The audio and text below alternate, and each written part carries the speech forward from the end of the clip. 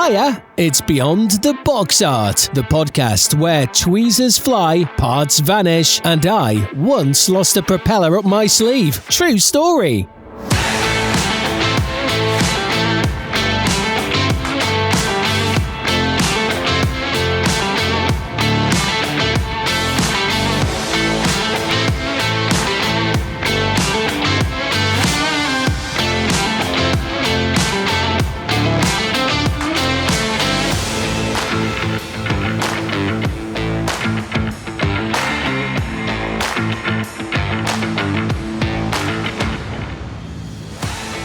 Benchmates, please welcome your hosts Paul Pendleton-Brown, Mike Baldwin, Tim Mulvihill, James Nevitt, and Paul Wong.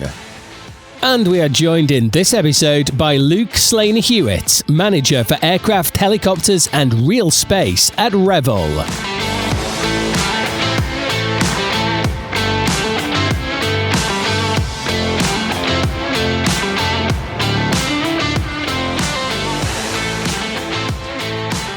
Hello again, Brown here, and welcome to episode 3 of Beyond the Box Art, the podcast that smells like thinners, sounds like sarcasm, and sticks to your fingers when you least expect it.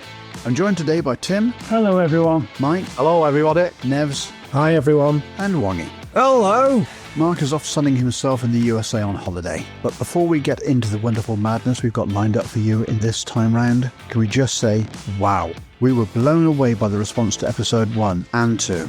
Genuinely. The number of downloads worldwide has been absolutely staggering. It's humbling, thrilling, and frankly, a bit terrifying, but in the best way possible. So from all of us, thank you. An especially sincere thank you to everyone who reached out via our email, info@beyondtheboxart.com, or slid into our DMs on social media to point out that our audio balance on episode 1 may have been slightly enthusiastic, as in not quite set phasers to stun, but either lost a filling or we woke the dog with our musical stabs. Sorry. We heard you. Very loud and clear. And episode 2 hopefully was a vast improvement. Hopefully your speakers, hearing and dental work have now all fully recovered. Anywho, onwards and upwards. We have a fun-packed episode for you with some fantastic new stuff. First up, we're launching a brand new segment, Perfection in Plastic. Our way to give a bit of the spotlight and a few minutes of mic time to sole traders and small businesses that keep this hobby buzzing. These are the folks hand-casting resin, creating niche decals, designing tools we never knew we needed, until we did. If you love supporting the underdogs of modelling, this one's for you, but more on that later. Also launching another fresh feature called Bookmarked and Bewildered. You know the moment you're halfway through a build and suddenly think, hang on, should that aerial really be there? This hopefully is your one-stop shop to ask for assistance. Message us with your research conundrums. Paint colours, gear configurations, rivet patterns, you name it, we'll throw it open to your fellow benchmates. Someone out there has the manual, or a photo, or probably both. But hopefully we'll be able to point you in the right direction. And, as if that wasn't enough to glue your attention firmly in place, we've also got another Wongy's Wisdom with a continuation on water effects, and also is joined by our special guest, Luke Slaney-Hewitt, Product Manager for Aircraft, Helicopters and Real Space at Revell. Now, even if aircraft aren't quite your thing, and you prefer your subjects with tracks, sails or tentacles, misses, the process Luke will walk us through is absolutely fascinating and applies across the board. If you've ever wondered how a kit goes from vague idea to plastic reality, this is one episode you won't want to miss. Right then, brews ready, hobby knives clear of your laps, and fingers firmly off the ejector seat, let's crack on with the first part of the show. Please support veterans, service personnel and blue light services through scale modelling therapy. Visit modelsforheroes.org.uk where plastic, paint and purpose come together.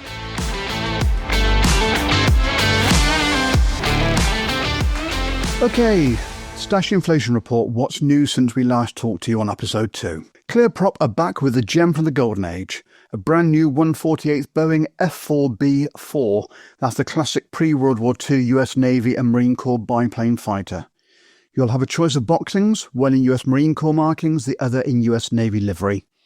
Expect superb detailing, as we've come to expect from Clearprop, plus rigging diagrams and period-correct schemes. Dogfighter models have thrown their leather flying clap into the ring with a new tool 1/72nd Messerschmitt Bf109 V1. That's the very first prototype of what would become the most produced fighter aircraft in history. A sharp choice for early Luftwaffe fans and those who like rare birds on the shelf. Edouard are keeping busy. First, they're back on the Mustang with the limited edition 172nd P-51D, Tales of Iwo Jima, dual combo kit. New decals, new parts, and all the Edouard finesse you expect. You get 2 kits in the box, showcasing different aircraft from the brutal Iwo Jima campaign. Also new from Edouard, the 148th Mitsubishi A6M2K0 Profi Pack, the 2-seat trainer version of Japan's iconic World War II fighter. Sprues include pre-painted photo etch, canopy masks, and multi-marking options. And if that's not enough, Edouard are bringing us a 148th BF110D, this time with fresh decals. The D version has a long tail for extended range operations, perfect for those Atlantic patrol dioramas. Hobby 2000 are offering us a fresh take on the 135th Academy AH-1Z Viper, this time in Czech Air Force markings, because nothing says Cobra with attitude like NATO rotorcraft in Euro camouflage. Italia are back with a reboxing of their 172nd Sukhoi Su-33 Flanker D, the Russian Navy carrier fighter. This time you'll have updated decals, including markings during operations aboard the Admiral Kuznetsov. Jetmads, those masters of large-scale boutique resin, are announcing 2 132nd scale Saab AJ37D and D1 Viggens. New parts, improved accuracy, and yes, those particular Swedish Sprinter camouflage decals are likely inbound. Magic Factory are dipping their toes into the Fleet Air Arm, with their first subject being a 148th Corsair Mark II. This is a repop which includes new parts specific to the Fleet Air Arm version, including bridge modifications and decals. Revell are keeping modern with a re-release of their 172nd F-35A Lightning II, now with markings for Switzerland, Norway and Australia. If you like 5th Gen stealth with global reach, this one's for you. RS models are back in the skies with a trio of 172nd re-releases. A Zlin Z-12, a lovely pre-war sport and training aircraft now with new detail parts. A Zlin Z-212, a post-war Czech light aircraft, also updated. And the Avia BA-122 Berlin, a vintage aerobatic biplane now with refined components. Sword are rearming their 172nd Grumman TF-9J Cougar. Originally released in 2015, the updated version includes Blue Angels and H&MS-13 US Marine Corps decal options. Verifier, more often seen in the ship world, have announced a bold move, a 135th Curtiss SB-2C Helldiver. And this is one to watch, as no other 135th Helldiver exists in plastic. Nor does much else in 135th, but that's the argument that goes on every episode. Over to Nevs with the nautical stuff. Thanks, Brownie. So, Pit Road, the Japanese manufacturer, also known as Skywave, they are making a splash with 2 fine re-releases. First up, they've got the 1/700 scale Admiral Graf Spee, the 1937 variant. This is the infamous German pocket battleship. This will include photo-etched flags and a nameplate, plus any detailed updates. Also from Pit Road, the mighty 1/700th Ricolò. This is the pride of the Free French Navy, again with PE and display upgrades. Both kits will be packed with sharp detail for shipwrights working in the small scale. Academy had taken the spotlight with a brand new tool, 1/35th K21 IFV. This is Korean's Army's frontline infantry fighting vehicle designed by Hanwha.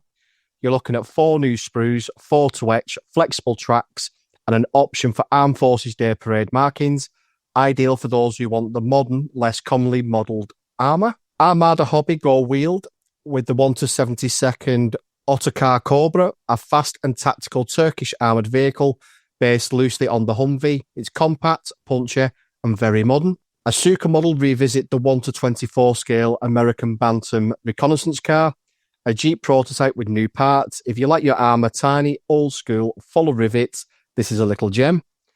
Mini Art are reissuing the 1/35th Chevrolet G506 1.5 ton 4x4 repair truck. It's a classic scene setup with tool chests, ladders, and all the fiddly bits you'd expect from Mini Art. Ryfield model are loading the shelves. First, the 35th scale Tiger 1 early production, Kursk 1943. It's got upgraded version with new parts and details. Second, the 35th Panzer IV F2/G, the classic desert and Eastern Front action potential.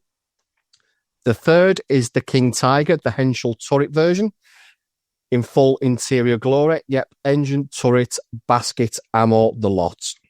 And finally, the 35th US M124 OA1, which is the MTAV, with the RPG net, a mine-resistant ambush protective vehicle tricked out for asymmetric warfare, urban warfare, and convoy modelers. This one's for you. So now we know what we're spending our money on in the near future from the Stash Inflation Report. Let's see what everyone's working on and what they've bought since the last episode. So, starting on my screen at the top, Wongy. So, on my bench, well, actually, off my bench, I finally finished the Wampa and the Star Wars Town figure that went with it. So that's gone, and that was part of our club's Coffee Coaster Challenge. So, unfortunately, I can't enter because I'm judging it. But to replace it, I have here one of Airfix's recent releases, which is the Shannon-class lifeboat. Basically, it's a British lifeboat, and it's looking rather dapper cutting through the ocean. So that's the only one I've got on there. I'm still working away on this catamaran, which is giving me nightmares at the minute. But I'll push through, and we'll see if I get that finished for our maritime theme later on at Telford.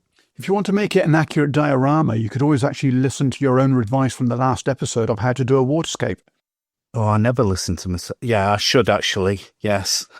I think I'll put it into some type of waterscape feature. More news to come on that one, and no doubt I'll post it up on the Facebook page later on. And what have you spent your hard-earned pennies on since the last episode? Just the El Cheapo Shannon-class lifeboat. And there are a couple of things which I can't name just yet because I've not actually told the wife. And she does listen to this show as well. Busted. Okay, Tim. Okay, well, I'm in a position where I've actually finished something. It's the 1907 Rolls-Royce from Airfix, which was a 1975 release. That's looking very good, and I'll have that ready when we six meet again. So I'm very happy. There's always something pleasurable about actually saying, yeah, that is done. The 148 Jaguar, the old version, I think it's late 80s, early 90s, all cammed up, beautifully done. I'm very pleased with it. And a new one for me, put all the dark grey on, and then decided to do the green freehand. No masking, just very, very careful with the light modulation, the fading. And yeah, it was one of those where you think, yeah, I'm very, very happy with that. As regards spending money, I have invested in a figure. So I never fall into a category with models. And it is one of the Airfix 1954. They're 54 millimeters, which I'm going to have a go at. Nevs. Yeah, thanks. So obviously I'm away from the workbench at the moment since I'm recording in Brussels, but Tim's to blame for all of that because obviously we've posting the 1815 Coldstream Guard. It made me expedite my need to come over to Belgium. But anyway, so on the workbench, it's still the Hasegawa 700th Kinugasa, the heavy cruiser. So the 3D printed full lower hull, that's all complete. It's been varnished and sanded down. It's had the primer. It's had the first coats. I've been using the live colour paints, which they were an absolute nightmare for me doing the Musashi, but for some reason they've worked absolutely beautifully with the Kinugasa. The linoleum brown is just coming out wonderfully. So that's going to take a long time because it's individual panels with the cruisers and the destroyers, as they had like the metal bar strip in between. So I'll be doing that. And in terms of what I've been spending my pocket money on, again, Tim's to blame. So I've been at Waterloo today. So I've been around Hougoumont, the farm where the Coldstream Guards fended off the French. The shop at Waterloo, it's very biased though. It's mostly French miniatures. So picked up a box of French Grenadiers to add to the stash. Fantastic. And Mike? Well, where do I start? I have gone through the shelf of doom, so I don't just have one model on the go, I have 14. Gosh. So I've decided to go through them. There's 4 armoured vehicles, so one's a Panther A, that's a TACOM full interior. I've got an Academy Panzer 4H, that's going to be done as the Normandy scheme. I've got an M88 German recovery vehicle from AFV. And I have got quite a few aircraft on the go. So, I've also got a 1/72 scale German E-boat with the 38 flak on it, which is quite impressive because it's about 14 inches long. What else have I got on? I have also got a Hong Kong Models B-25 Mitchell, which has had a few coats of paint on. And I've also started a ship, which is the 4-art 1/350th scale HMS Sheffield. Sublime kit. Is fiddly, but the way they've designed it modular, it's absolutely superb. And it's the first ship I know in 350th scale that actually has a bridge moulded into it. So there's little tiny glass windows that you can see into the bridge. So I'm possibly going to have to put figures in it. That sounds like fun. It does indeed, Brownie. I've actually been looking at the new MRP Aqua. Are they any good, Brownie? They are absolutely fantastic. And I had an email exchange with the proprietor of the company this afternoon, and the new RAF World War II colours are being released on June the 20th. So the day after this pod drops, the new MRP Aqua acrylic paints will be available in the shops. The other thing that I've actually got my hands on is something which you're going to need to act on very quickly. And this is thanks to Dr. Strangebrush from Model Paint Solutions on the recent episode of the Model Geeks podcast. This is the Harder and Steenbeck 0.15mm needle and nozzles. They are discontinuing virtually all of the small nozzles for their airbrush ranges. So the 0.26 or 0.28, I think it is from memory, is going to be the smallest they're going to be produced. Yes, Mike? Why would you get rid of all the smallest needles and nozzle sets? Your finest work's done at 0.15 or 0.18 or, 0.2 at a max. But any bigger, it's like they're going into automotive. I've tried to do fine detailing on a 0.4, 0.45, 0.5. Can't do it. You just get too much mist and you end up with overspray, and it's just... Yeah, I just don't get it. Although they don't advertise it, the 0.15 actually fits in the Evolution 2024, which came out last year. So if you want the ideal scenario, get yourself a stock. So if you want them, go out and get them now. Otherwise, you may be out of luck.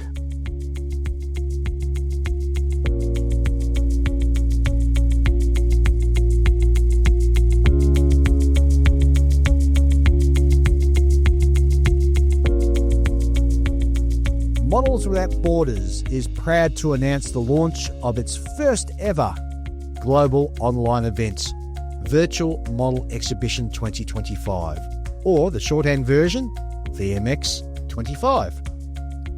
VMX 25 invites scale modelers from around the world to showcase their work in a fully virtual format that reflects the hobby's growth and diversity.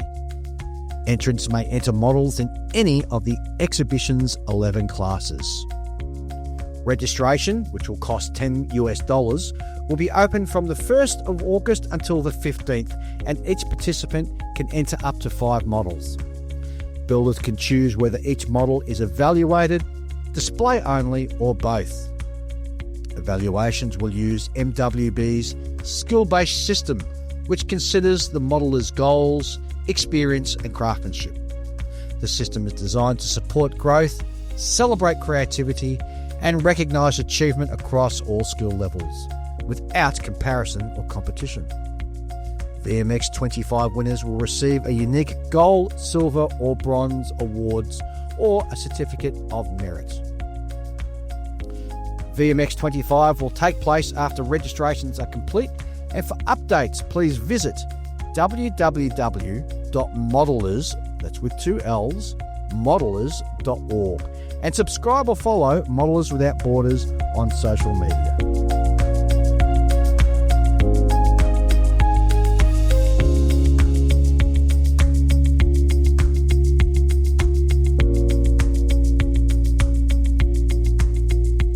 Let's be honest. Scale modelling is nothing without the people behind the detail. The ones sanding resin in sheds, drawing decals between work shifts, or firing up the 3D printer before sunrise. All in pursuit of something better, sharper and more real than what comes in the box. And more often than not, it's not a big corporation making these things. It's not a boardroom. It's you, the one-person operation. The passionate creator. The shed-based sorcerer. The master of silicon and styrene. That's why we've launched Precision by Passion. It's a dedicated slot on Beyond the Box Art, designed to give independent makers and sole traders 10 to 15 minutes of totally free airtime to showcase what you do and why you do it, and how other modelers can support you. No sales pitch pressure, no jargon, just a conversation between benchmates. Or supply us with a pre-recorded piece without music that we can play out. If English is not your first language and worried about your accent, it's not a problem. You'll be amongst fellow modelling friends and we won't judge you, nor the audience. So don't let that put you off or use it as an excuse. So why are we doing this? Because without the aftermarket wizards, the scratch build masters, the decal dreamers, the specialist research publishers and resin renegades, modelling would be a lot more boring. It's your ideas, your craftsmanship and your obsession with the tiny details that elevate kits from off the shelf to museum worthy.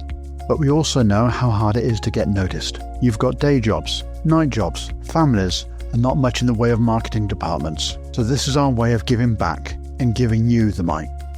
So what's in it for you? Well, apart from a bit of fame and hopefully a few new fans, you'll get to share your story, why you started, what drives you, what sets your work apart. Talk about your products, from photo etch to pigment sets, cockpit upgrades to figure packs. Shout out your website, shop or social channels so our listeners can find and support you. And if you fancy, you can even drop a sneak peek of what's coming next. If you're worried about sounding awkward, don't. We're modelers too. We edit the ums and the ahs, or as many as we can. This is a relaxed chat, not Dragon's Den. So who's eligible? Anyone who's running their own hobby business. You don't need to be a household name, you just need passion, a product, and something cool to share with the community. Whether you're printing parts on your kitchen counter or packing decals from the garage, we want to hear from you. So how do you get involved? It's simple, just drop us a DM or PM depending which side of the Atlantic you're on. We're Beyond the Box Art on Facebook, or email us info@beyondtheboxart.com and put in the subject line Precision by Passion. Tell us who you are, what you do, and we'll take it from there. And if you're not quite ready, no pressure, we'll be here when you are. This segment's not going anywhere because this community needs you as much as you need it. So if you're sitting there thinking, why would anyone want to hear from me? Trust us, they do. Because in a world of mass production, what stands out is precision. And precision comes from passion. We look forward to chatting to you soon.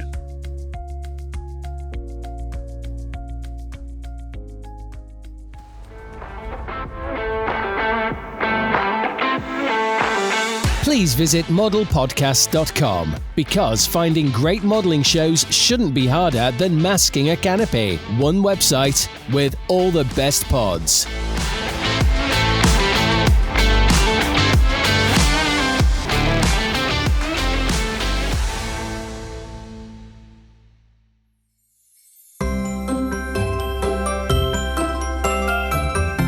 It's time for Wongy's Wisdom, guaranteed to improve your models or at least make you feel better about them.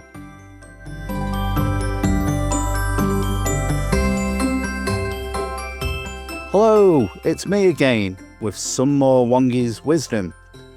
This time we'll be looking at how to create splashes and foam effects for the seascape in the last episode. So first you'll need to get some supplies, which I'll now list. Get yourself some Mod Podge matte glue, PVA glue, some cheap washing up detergent, Woodland Scenic Soft Snowflake, the code is SN140, a flexible scraper, the lid of a plastic box with a bit of flexibility in it. I use one from a really useful box. An old plastic mixing container. I use an old gravy cup from a chicken fast food place with 3 letters, K, F and C. A couple of small plastic bottles with screw tops and 2 plastic pipettes, or even better, 2 small plastic bottles with misting tops. Some cotton wool and kitchen roll, and finally some polyfiber. This is the material found in soft toy stuffing which my dog kindly donated to me. Okay, there's 3 steps to this. Step 1, prepping the wetting and fixing solutions.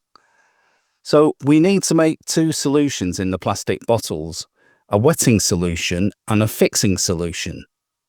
The wetting solution reduces the surface tension on your diorama so that the glue doesn't form blobs on the surface. The solution is a mixture of 10 parts water to 1 part washing up detergent, shaken in the bottle. The fixing solution, as the name suggests, is used to secure the water effects. It's basically a mixture of 3 parts water to 1 part Mod Podge with a couple of drops of detergent. Again, mix well in the other plastic bottle. Okay, here's the fun part. We're now going to create some pretty amazing water effects. I'll mainly talk about model ship seascapes, but it can apply to any model involving water. Step 2. How to create breaking waves and wakes. This is the easiest to produce, and we'll use a combination of the cotton wool and the polyfiber. Using the wetting solution, mist the area around, say, the bow area. Now using a brush, apply some neat Mod Podge in the area with small strips of cotton wool to the sides of the model. Brush the cotton wool in the direction of motion and fix it using a dropper with the fixing solution. At the bow of the model, again apply some neat Mod Podge and tease out some polyfiber. This will form the water splashes from the breaking waves, and it's where a bit of patience comes in. Now let the whole thing dry. Once dry, apply a misting of the wetting solution to break the surface tension. Then a mist of the fixing solution, soaking up any residue from the areas you don't want the effect using the kitchen roll. Take some of the snowflake material in your fingers and randomly sprinkle onto the damp fixing solution. Repeat this with a further application of fixing glue and snowflake. Now, set this aside and let it dry. When it's dry, just apply a mist of the fixing solution to secure everything in place. And that's it, done. This effect can also be used for the wake at the stern of the model. Depending on the scale of the kit, namely if it's larger than 1 in 700, you can try this next technique. Essentially, you want to create a foamy, frothy look. Here, using the same technique as before, we add a further stage.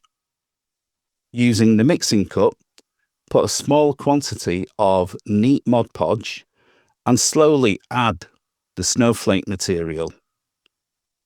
Use a coffee stirrer stick to blend it all together until you have clumps the size of breadcrumbs, around 2 or 3 millimeters. Apply the wetting solution and fixing solution and randomly sprinkle this mixture around the wake area, namely the sides and the locations where the props would be. Let it dry and repeat the final fixing task. It all sounds complicated, but it's not. If you repeat the mantra, wet fix, apply fiber, final fix, dry. Wet fix, snow material, dry, final fix, dry. That's it. Not complex at all. Step 3. How to replicate splashing waves or runoff from the decks. So we need to prepare some water splashes using PVA petals. To do this, get the flexible plastic lid and using PVA and a sizable brush, about 1 inch wide, apply a blob of glue to the lid and slightly brush it out and lift off. We're aiming for a PVA petal about 2 inches long that thins out towards the lift-off point. You may need to practice this a bit. Make a number of these PVA petals, then get some teased cotton wool and lay it into the PVA and let it soak in. Now, put the whole lid onto a sunny windowsill and let it dry out. You don't get many of these days in Manchester, let me tell you. Okay, when everything is dry, take the scraper and gently remove the petals. Do this from the thick end of the PVA by lifting the edge up and gently sliding the scraper through. Well done, that's the hard bit. Now, you can take these PVA petals, trim them and shape them to suit your model and glue them in place with a bit of Mod Podge. It's up to you where you apply it, but it will certainly look great on your seascapes. Also, be it in a car splashing through a puddle, the runoff from a ship's deck, or the splashing of a bomb from the Dam Busters raid, it's really down to your imagination. So, there you go. There's my tips on water effects. I'll upload the usual details and some pictures onto our socials and website. Go and give it a try. Have some fun, and I'll see you on the next Wongy's Wisdom. Ta-ra!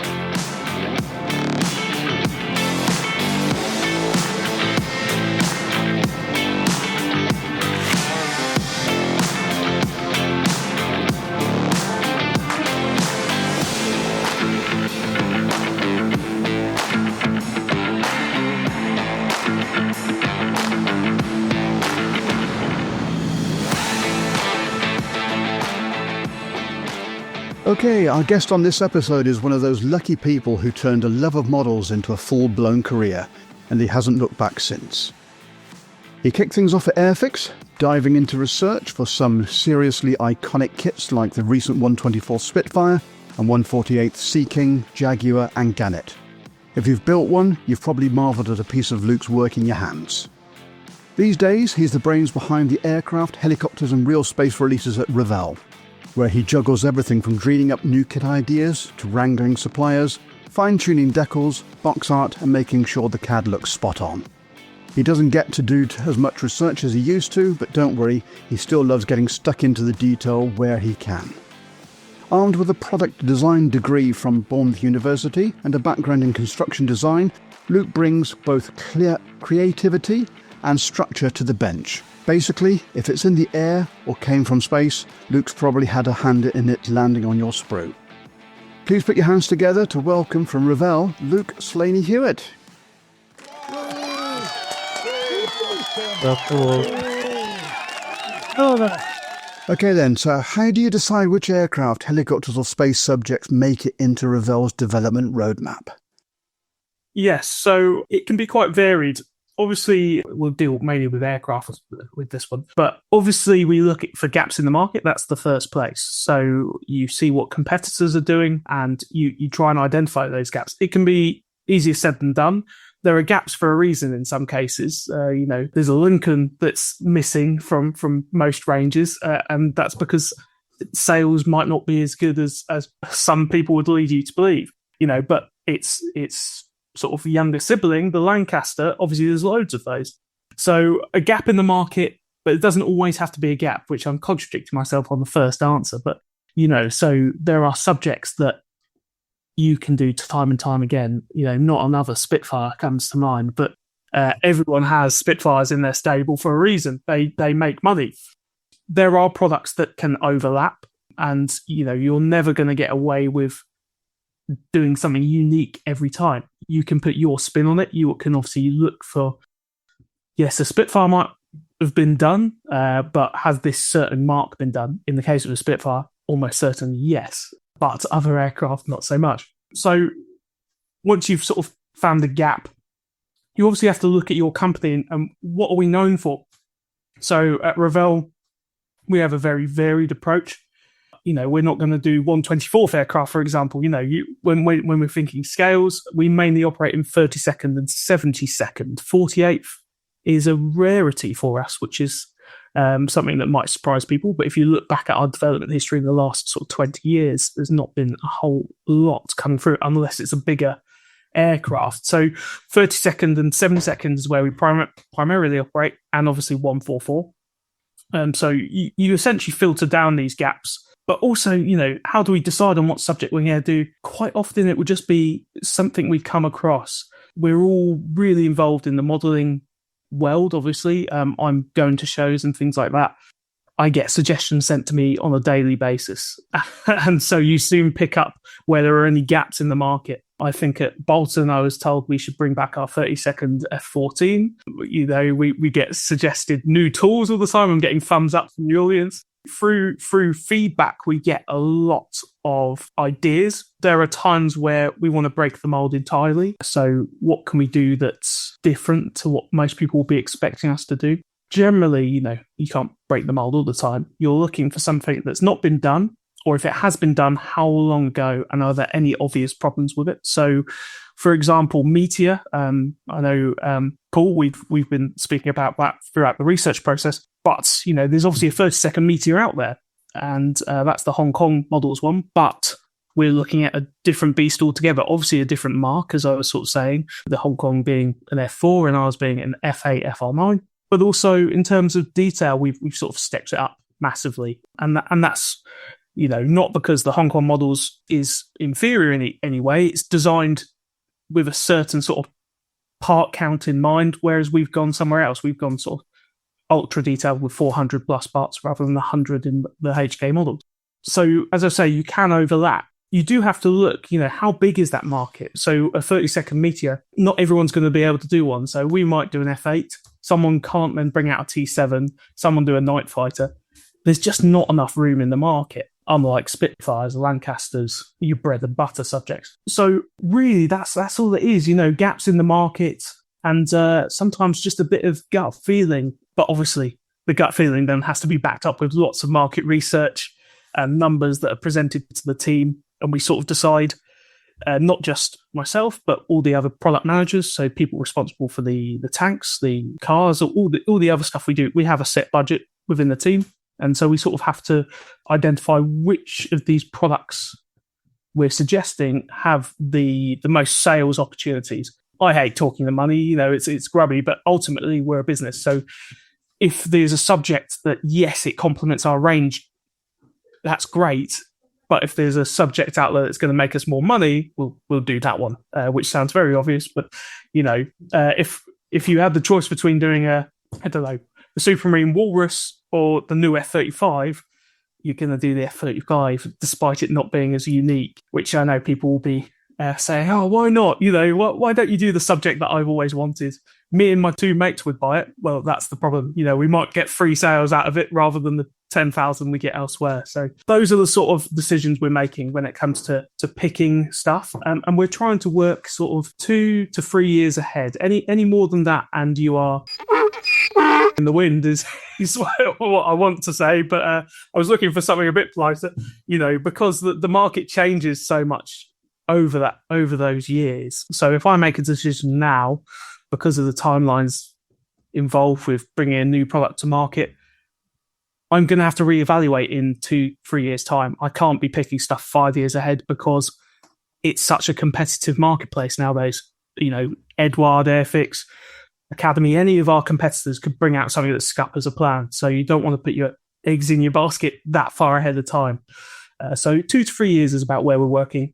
And that's sort of how we're picking the ideas. You've raised on a few points which we'll be covering further down the interview, but what are the key differences in approach when developing kits for historic aircraft versus modern jets or spacecraft? Differences in approach? Well, really it comes down to research and licensing. When it comes to developing kits for historic aircraft, you're relying on archive material massively to get the shape right, and you don't have people that worked with the aircraft. Generally speaking, if we're talking sort of Second World War, you're not going to be able to rely on any first-hand accounts of mechanics that work on it. Whereas if you're working on a Tornado or something like that, you can obviously find aircrew that have been involved with them throughout their service lives that can point out things that you might miss otherwise. That's one of the key differences. So you're sort of relying on secondary research most of the time with historic aircraft. The only time you sort of do any primary research is that you go and scan the aircraft potentially to get the shape data. Because we as a country in the UK are terrible at archiving blueprints for historic aircraft compared to the States. If you go to the Smithsonian and say, can I have a set of drawings for the B-24? They go, yeah, do you want the Ford set, the consolidated set, or the North American set? It's fantastic out there, but unfortunately, because obviously the British aerospace sector is basically a set of mergers over the decades, and every time a company merges, material is lost. There's no central archive where you can say, right, I want a Spitfire Mark 9 set of drawings, I want insert plane name here. You just won't be able to find them. Spitfires, there's more drawings out there than others, but most stuff you won't be able to find it. So you have to rely on scans, you have to rely on obviously period images, which aren't as clear as you'd always want them to be, and you have to rely on experts. And that's where the IPMS, Brick Modeler, the community that we have is great because it brings all this expertise together, and we do lean on them very heavily. So we're always very thankful for those people that help. When it comes to modern jets, though, or spacecraft, modern jets, let's focus on for now. You are F-35. We've just brought out a new model. And you quite often won't be able to get the CAD data. Something about, top secret, don't want to give away their stealth data and all that. Who knows? What they didn't want to give me all the CAD data from Lockheed Martin. Selfish, really. But so you have to rely on sort of images, any data that's out there on the internet that's publicly available. Same with spacecraft. SLS is a prime example. There are data sheets out there, but all the measurements are quite rough. So that's where you really have to lean on your instincts as a designer. I'm not a designer, but obviously as a CAD designer, you get an eye for things. And it seems weird to be saying, but in this modern era, we're more reliant on the designer's eye because so much is secret, so much is not given out. If you compare modern jets to supercars, if you approach Lamborghini, say, we will do a new version of your Urus or your Huracan, whatever it may be, they'll give you CAD quite often that has every nut, bolt and rivet. And you quite often have to say, no, that's too much. Our machines aren't capable of opening them.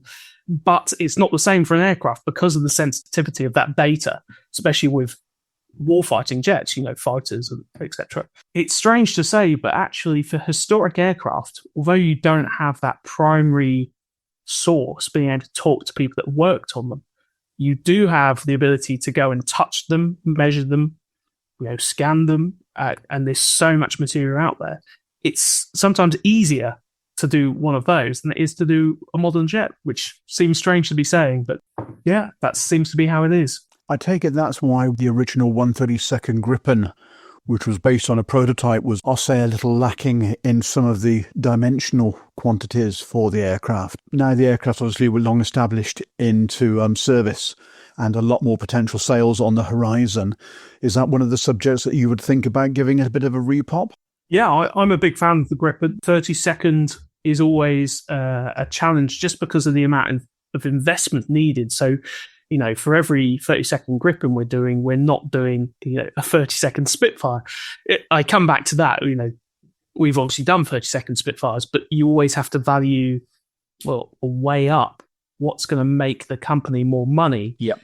Which sometimes, put my enthusiast hat on, doesn't mean it's the most interesting model for me or for those that are really into model building, because Revell is sort of positioned in the middle of the market, or we're targeted at the enthusiast, but we're also targeted at younger kids. We're more diversified as a brand with sort of more toy interests as well, so we always have to balance our subject choices accordingly.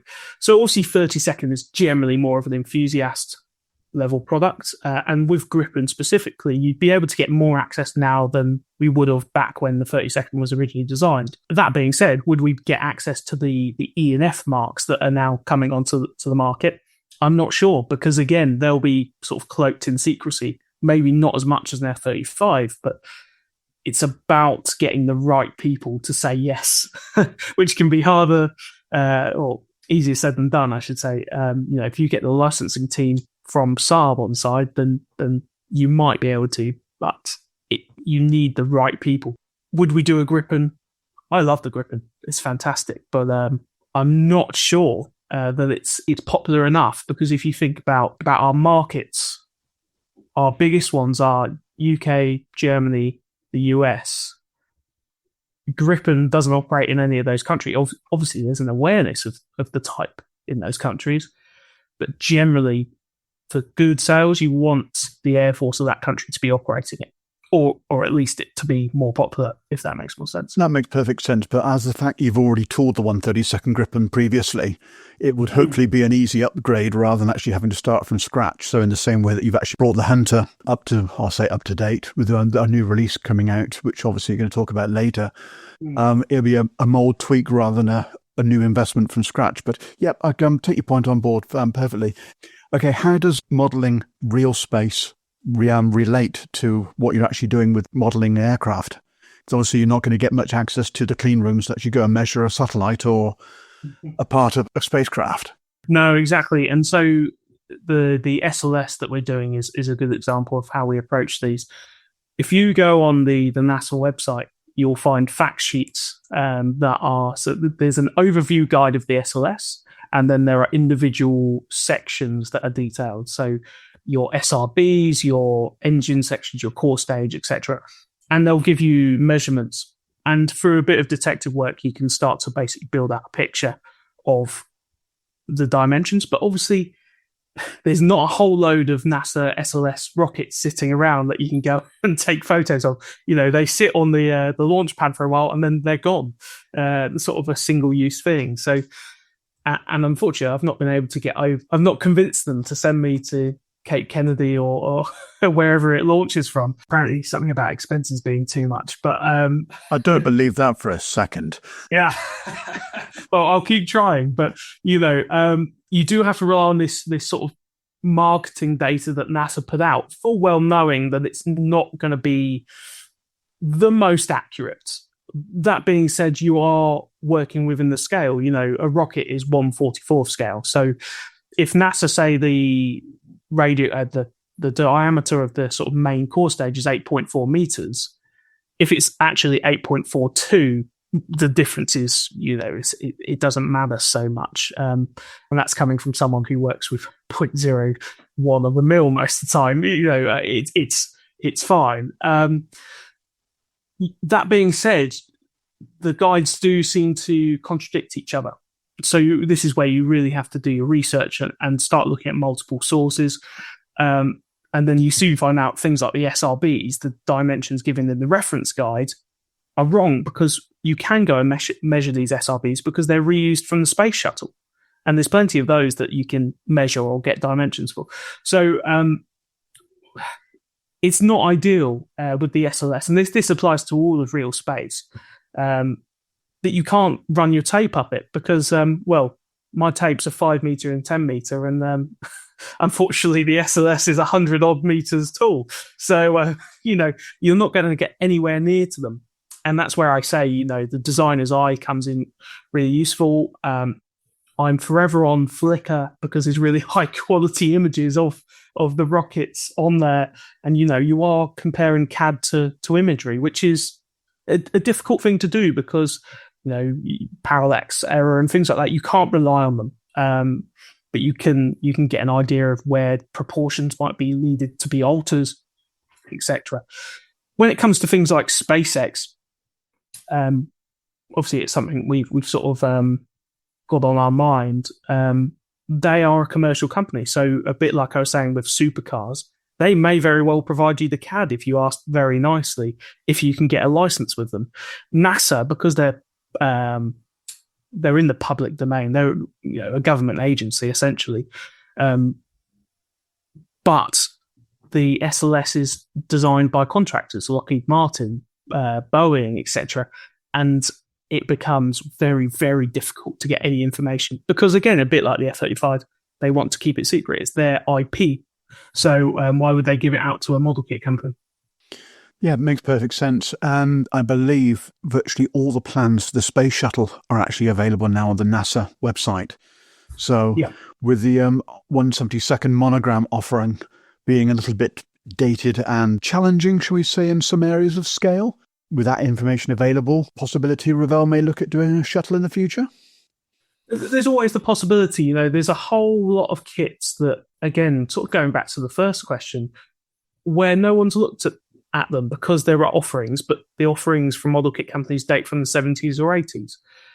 Concorde hasn't been tooled in a very long time. Space Shuttle, as you say, all this information is now more publicly available. I can go 3D scan various things, and I could improve them. Touching on the point about the Gripen from earlier, it's a lot easier to retool something entirely than it is to touch something up, which is something I don't think most people appreciate. With the Gripen, that's going to be pre-CAD, or if it was CAD, it's very early days. And so to go back into the tooling and change it, there's no... We use CAM now, so computer-aided manufacture. So the CNC machines, they'll obviously run off data, but we've got no data to input. So changing that tool is nigh on impossible. With the Hunter, it's sort of an example of that. We don't have any CAD, although it was designed on CAD. Unfortunately, in 1997, and the CD that it was on has gone missing. It was in the archive. And, there's plenty of examples of that where CAD just over the years has sort of disappeared.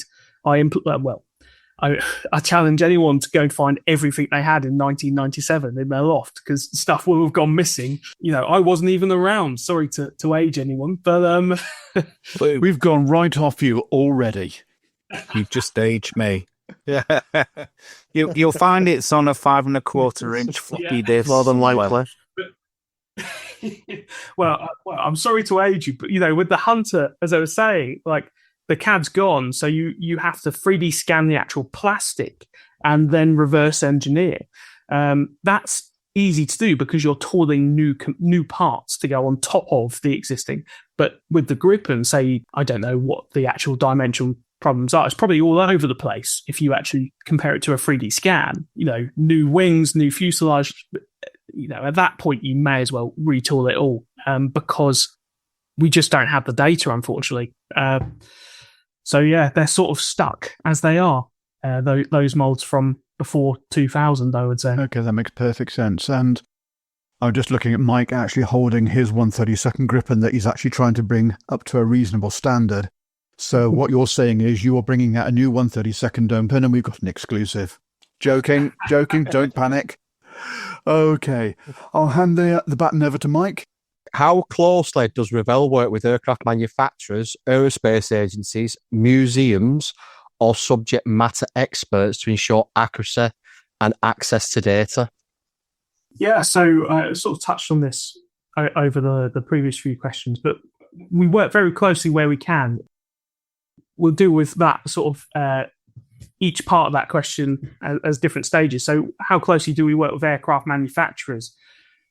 Very closely if we can get any data off them. So when it comes to civil airlines, quite often Airbus, Boeing, they'll give you data, but it won't be the full CAD package. What you'll get is a licensing model. And this is the case with some other manufacturers as well for military stuff. It just depends what they've got available to them as a licensing sort of branch of the aircraft manufacturer.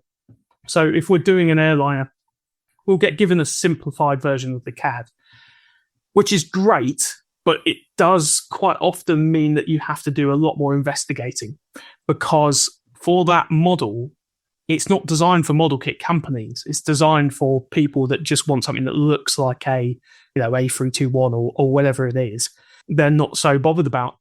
They're not rivet counters. Let's put it like that, Yeah. And my job is to be a rivet counter professionally. I then have to go to museums, or in the case of airliners, it can be more tricky because Heathrow seem to be a bit funny about just random men walking around the ramp. Taking photos. Yeah, they get a bit concerned.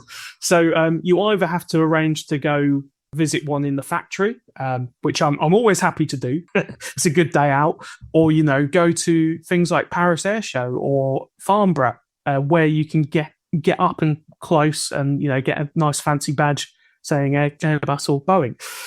So when it's available, we'll get a license model, but quite often that's not the case. But you have to work closely with the manufacturers from a licensing perspective, because they want to give the rubber stamp to say, yes, we approve this is a licensed product. There are some companies, they will charge different percentages.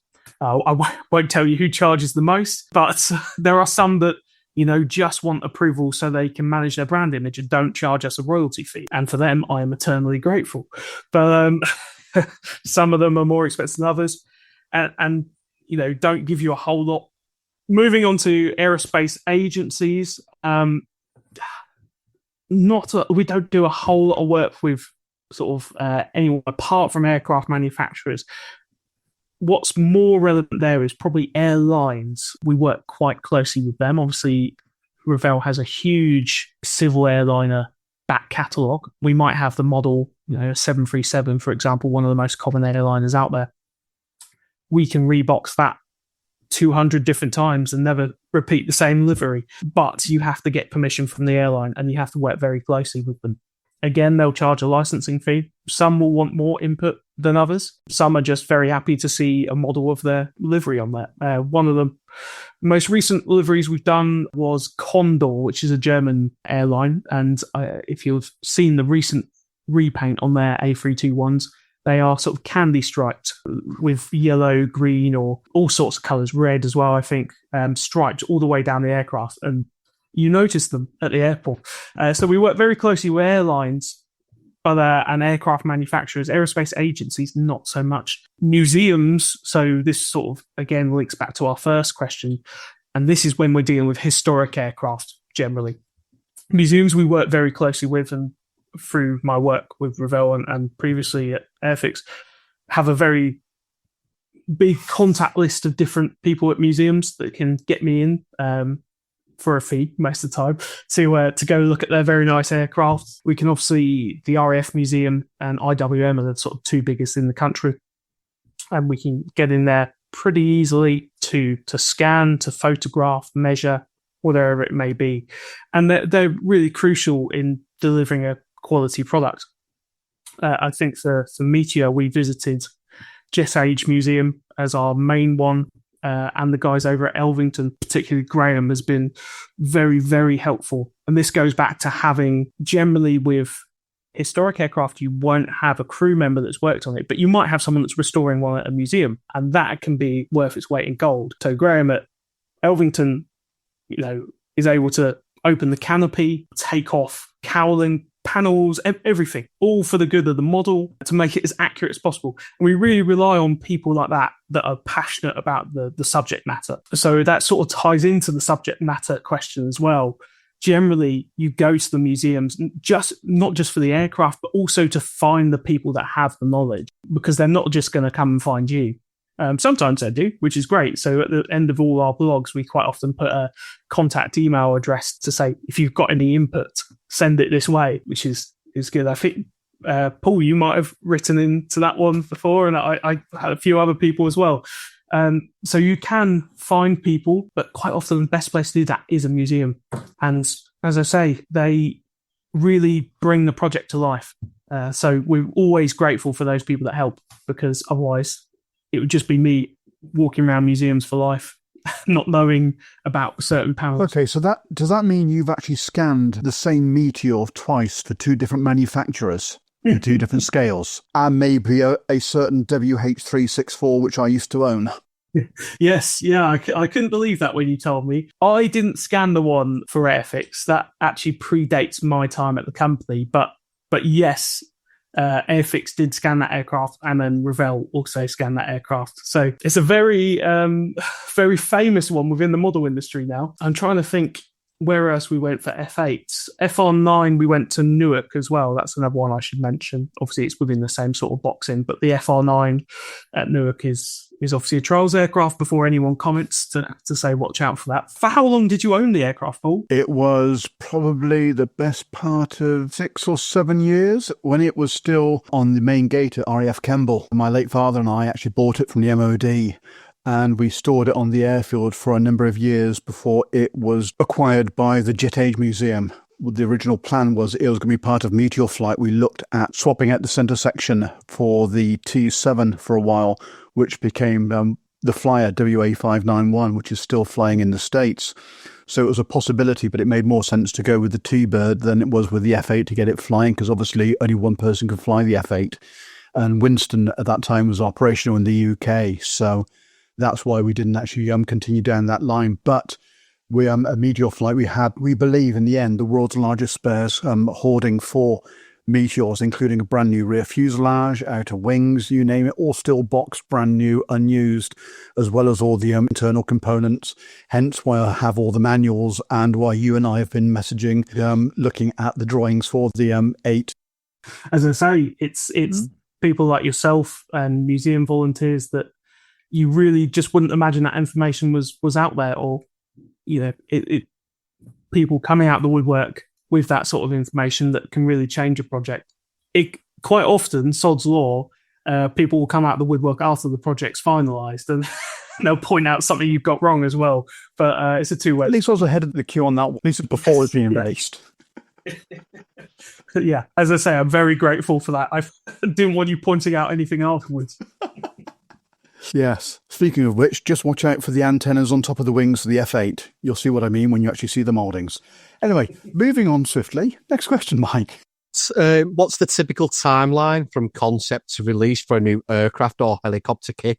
And what's the most time-consuming part? I'll deal with the latter part first. It's tooling. Tooling is the bit that consumes all the time. It can move quickly, but the quicker you move the tool shop in China, the more likely there are to be mistakes. And then the more time you spend doing test shots to correct those mistakes. So it's striking a balance of, yes, keeping pressure on the tool shop, but also making sure they're aware, don't send us anything if it's not ready. Because they will. If you say, I need it by the 1st of June, then they'll send it. But you might end up doing an extra 2 rounds of test shots, which takes up 3 weeks each time you do a round of test shots at least. It's balancing that. But generally, tooling will take, I'm thinking of Meteor now, 6 to 12 months is my estimate on that. So that's obviously, there's a big range there. It depends on the project, obviously. The bigger the project, the longer it should take, because the more tools there are. So the more parts, the more things that can go wrong. A small project, 7-second Spitfires, 109s, they should be quicker.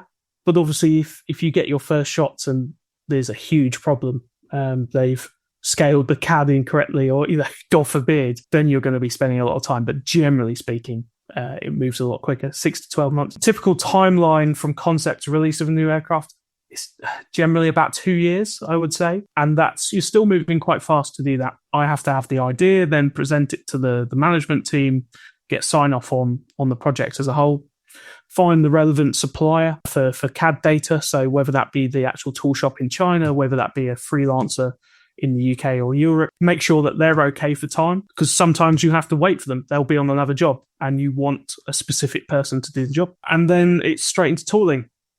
Design, I think Meteor was 5 months, which was going great guns to make that happen, really. Typically, that would probably be about 7 months of design. Is that with just one designer, Luke, or do you have a team? Just one designer. I think trying to coordinate that project amongst multiple people would just be too complex, really. Speak to any designer if they've ever had to take over someone's job halfway through, and they'd say they'd rather just start again, generally, because it's so individual, the style in which people design. Obviously, if we had a whole internal team, we'd have a set of design guidelines, and it should make it easier to people to sort of chop and change. But we work generally with freelancers. It's then my job to sort of try and level out the quality and also just try and bring some consistency, because you've got 5 different people working slightly differently. It's just bound to happen. Generally, just one person on the kit. Just as a follow-up on that one, do you tend to have your designer working on just one product per year, or do they work on, say, 2 or 3 projects? They'll probably just one project at a single time. Though they might do multiple in the year, just depending on the size of the projects. Obviously, if they're a freelancer, they might have another job for a different company, and then you'll try and basically book in their time for after that. But yeah, if say the designer was just working for us, then they work on multiple projects, but I'd only ever do it in sort of a linear style, because it just becomes too complicated to be, I'm designing the wings of a Meteor one day, the rotors of a Lynx the next. You get very muddled. You'd end up with a hybrid of multiple different types. I think you'd have a Gloster Meteor Lynx or something like that in the end tooling. Something like a Revell today. Yeah, that'd be good. Just because of the size and the complexities of these projects, you try and keep it very linear for them, for their sake, and also for mine. Trying to manage multiple projects at one time, it can be a bit complicated. So going back to the timeline, yeah, I think generally 4 to 6, 7 months is a design for a new aircraft kit, depending on scale, size, etc. Tooling, as I say, 6 to 12 months. It can take quite a bit of time to get the concept approved sometimes. So you're trying to work as far ahead as possible, just to make sure that all the umming and ahhing at the start doesn't cost you at the end. And, you're always trying to be as quick as possible without compromising on quality. With Revell, previously, I think in the last 10 years, definitely within the last 5, we've averaged 1 aircraft release a year. This year, 2025, we have the F-35s hit the market. We'll have the Meteor, the SLS, and hopefully the Hunter. We've really started to ramp it up. And so, I only joined Revell in April of last year. Most of those projects were very early days, if they've been started at all. You can see that 2 years isn't always the case. You can speed things along, but for an easy life, I prefer it to be 2 years. And it can be a lot more relaxed and ordered, shall we say. Okay, so on that theme then, Luke, after you joined the company, obviously the plan for the original Meteor Mark III was on the drawing board for the 132nd tooling. How come it changed to the Mark 8? The Mark III had been announced November 22, I think. And in all honesty, not much had been done on the project for reasons I'm not entirely sure on. It meant that it was ripe for a change because, we weren't 3 months into a design and therefore throwing away a lot of work and money. Nothing had been done. And it was a case of, I always felt that the F8 FR9 was a stronger choice. It has more marking options. It's more interesting, despite it not being obviously wartime. That's the only thing the F3 has in its sort of favour, that you get one camo scheme, I think. But you're also stepping on the toes of HK models, again, who have an F4. I'm guessing if we had done an F3, we'd have found a way to do an F4 and maybe a T7. That's sort of the progression. But why?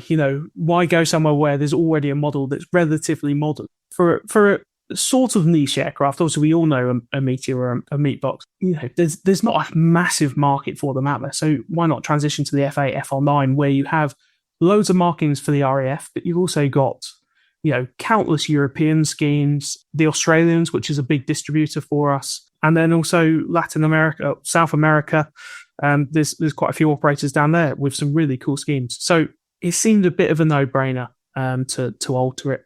And as I say, helped by the fact that not much had been done on the original project. So it was a pretty easy change to make, and we could get the ball rolling pretty quickly. Again, one of the things that helps us was that there's a lot of airframes within the UK that we can visit and measure. You know, historic aircraft like that, I wouldn't be as confident to change the version if there wasn't the research material around, but luckily there was. A good few days of meteor hunting was to be had, and then find a designer who could do it as quickly as possible. Luke, how much gold bullion do we have to give Revell to produce a 30-second FGR2 Phantom? A lot. I'll take the bribe. You don't have to give it to Revell. You can give it to me. Considering we was on about it previously regarding the new F4B Phantom in 30-second scale, that is an eye-watering €340 for an F4B, the 30-second FGR1 and FGR2 have never been done, and it's a shame, really. And it's a good British aircraft. I did an interview at Telford with Gary of Gary's Stuff, and he said, what's your dream kit? I said, it's not a kit, it's a series of kits, really, and it's all 30-second scale post-war jets, RAF jets, really. Who knows? Is all I can say. Who knows what the next 5-10 brings from Revell? You tease. Watch this space. You tease. Tim. I'm going to ask you about the marketing and trends now. You've given quite full answers. Traditional aircraft modelers and the new generation. What are the new generation, or how do you target the new generation? Yeah, so, I think the plastic modelling industry has always been, if you speak to critics, they'll say it's dying because it's filled of 40 to 50 plus year old men. And, they always say, well, they'll die off eventually. But what it is cyclical, really. It goes around in a circle. And the way I imagine it is potentially get into models when you're a kid. You build and build and build, and then you get to your teenage years, find girls, eventually you find booze, you go off to university or whatever you do, you get settled into a job, you don't have enough time, and then when you're 40, 50, generally you've got a bit more time, the kids have left the house, and you try and reconnect or find a hobby that you loved as a kid, and then you can really get into it. I think that's quite a common story when you speak to modelers. There's obviously quite a few people that carry on all the way through, but you'll quite often hear about these big gaps that people have. The problem we have is obviously making sure that we have that sort of first step with kids getting into modelling, because without that, you don't have them returning to the hobby in later life. And so, then the critics or the criticism we have becomes true, that people will die off, that generation will die off, and there's no modelling anymore, and I'm out of a job. It's all about finding ways to get kids interested. Ways you can do that is obviously, the first one is having pocket money style kits. If we go back to our roots, throwing together a Spitfire in a day or a weekend, but it's making it affordable for people to do that. So having lower margin products that you sell in maybe not dedicated model shops. Things like Hobbycraft, yes, it's a model, it has a model section, but you wouldn't say it's a model shop per se. But also places like Tesco, chains that you put it in front of a new audience that way. You obviously want to satisfy the model shops as well and keep them going where we can. But it's about finding as many ways to distribute the product as possible and having the right price point. One thing we've also tried to do is encourage people in where glue might be a bit scary, a traditional model kit. We have click system. So the idea being that you can have a model that, you can build up, clicks together, put the stickers or the decals on, and, it looks great. And then that might encourage you to then make that step into traditional glue model kits, as we know. We sort of invest in that alongside, engagement is another side of it as well, trying to get kids in, doing model shows, but really, we know the general demographic of shows, doing things like giving model kits out to groups where kids are going to be involved is a key thing, because a lot of people don't even know what a model kit is these days, below 18. Luke, we can testify because between myself in my past and Boulders his present, both have been with the training corps. Trying to introduce the cadets there to what is a model kit, and then working through it and going through instructions. You can clearly see that they've not grown up with the 1970s mindset that me and Tim used to have in building these things. And you have to actually walk them down the path of how to actually use a hairy stick to paint it, and it's one of those, and I'm going to congratulate you now here, Luke, right?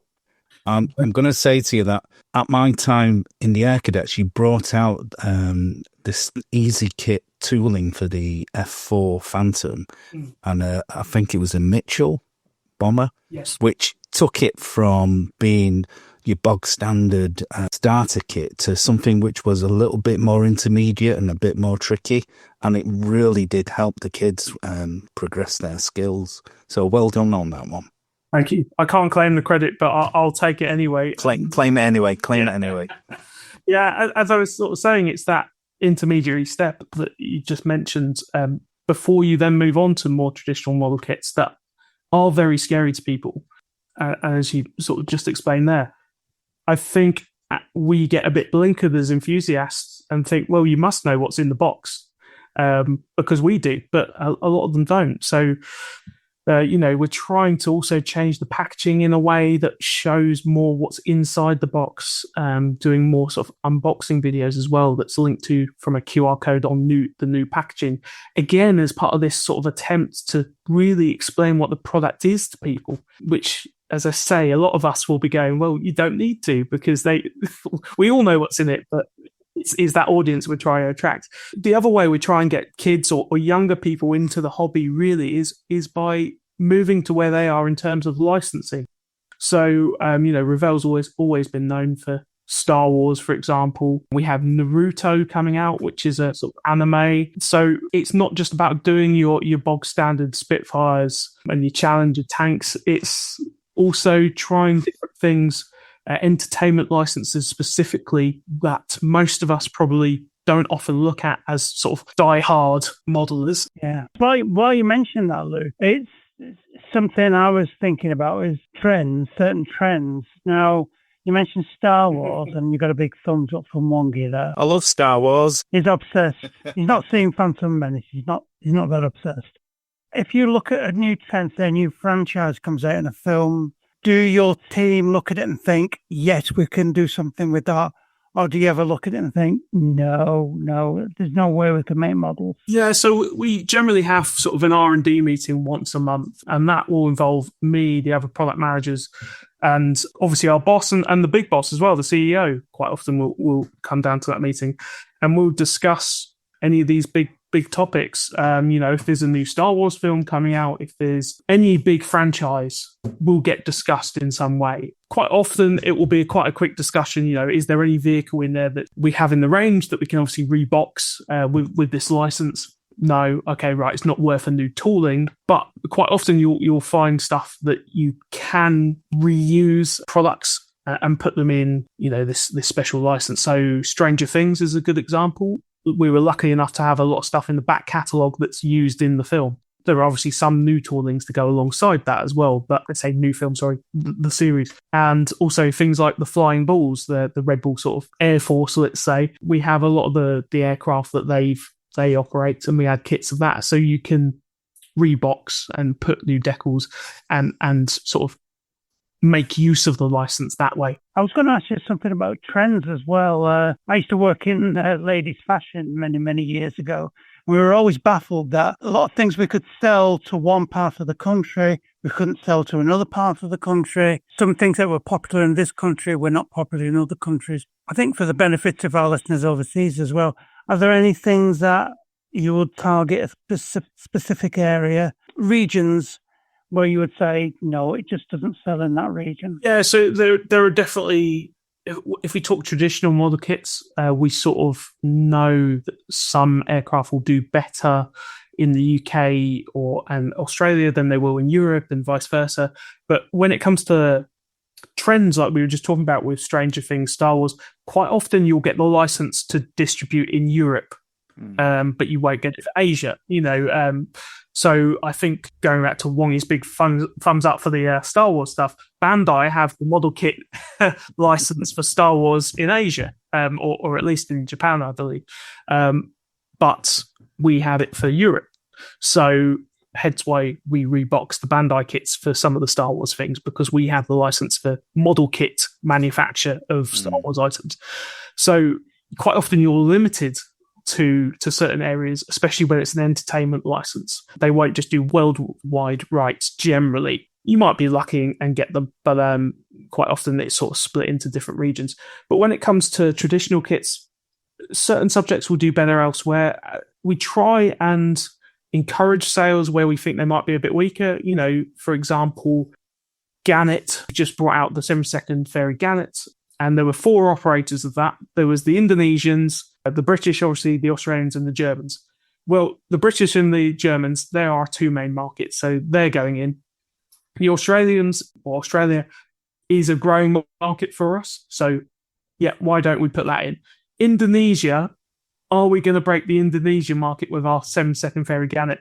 No, probably not. So we left that one out. But if we felt there was an opportunity to encourage sales by including a different marking option, or a different thing we could do with the kit or the packaging, then we would look to do that, as long as it obviously didn't sacrifice the other sales. Another option that comes to mind is the F-35 we've just done. We obviously had the standard release. The sales team were knocking on my door saying, well, the Norwegians have them, the Australians have them. For the F-35 specifically, we did a country-specific version for certain distributors in other countries, because they might have sold 10 of the original kit, but they'll sell 500 of the one with their country's markings, because it's easier for them to sell. So, we do talk to the sales teams. We do talk as a company to try and make the most of any sales opportunities we have. Marking options are a good way to do that, but also obviously promotions and marketing. But that's not my bag, so we won't talk about that. Okay, a question I've got on reference your different markets. Obviously, with the issue these days of paints and transporting of chemicals, etc., have you thought about updating your instruction sheets to actually not just include Revell paints available in the individual marketplace? So for Australia, SMS paint and the likes of other manufacturers with options for acrylic and lacquers compared to enamel. I'll let you try and convince my bosses to recommend other companies' paints. But we'll write in, Luke. We'll write in. Well, when you look at what Qatar is actually offering there, I think there's about 5 or 6 different paint manufacturers, paint reference numbers, reference against the colours they actually needed or call out for the actual kit. Yeah, so I'd say one of the key differences there is that obviously Qatar don't manufacture their own paints. It's slightly different, obviously, because we do, but to mitigate that, because I'm not a big fan of flicking back and forth trying to work out what paint colour code letter it is. What we're starting to do, especially with sort of RAF aircraft or modern jets, is putting the equivalent colour. So what I mean by that is not the Tamiya reference, not the SMS, is if there's an FS code, if there's an RAF colour, so RAF sky, dark green, giving the actual reference used on the real aircraft. Because then you can, if you so wish, obviously go and find a different paint. But it also makes it easier when you look at the paint guides at the back of the instruction booklet. You're not having to flick back and forth to work out what letter A, B, C refers to. You've got the reference there, and it makes it a lot easier. So that's the middle ground that we've started to introduce. I think most people will appreciate we're not going to recommend other companies' paints, but by giving the actual reference, we found a happy medium. Fantastic. Okay, Nevs.